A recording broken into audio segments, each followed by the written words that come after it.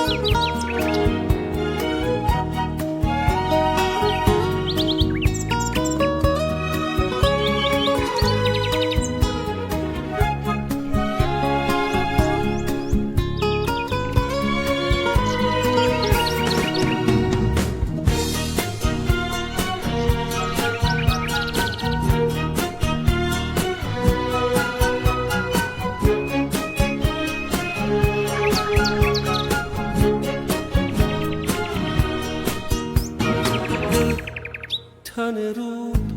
همه من پر از وسوسه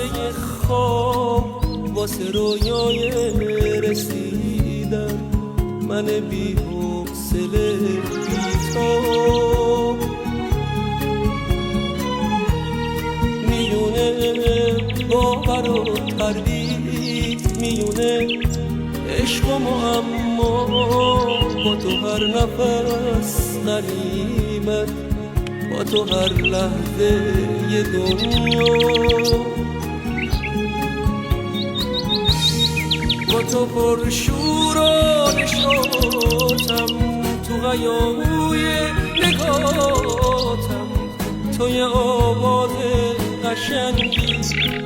من تو آهنگ صداتم، مثل خنده رو لباتم، مثل عشق رو گونه هاتم، تو رو میبوسم و انگار شاعر شعر چشاتم.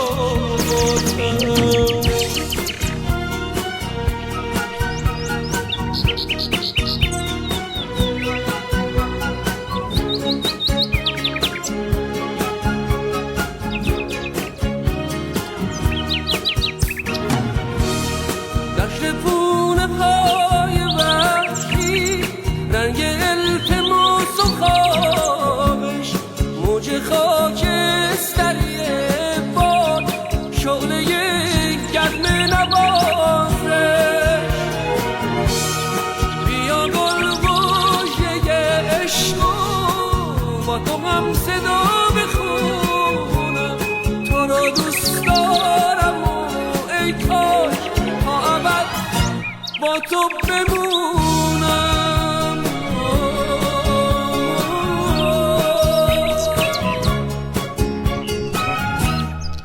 تن رو همه من پر از وسوسه خواب واسه رویای رسیدن، من بی حوصله بی تو میونه باور و تردید، میونه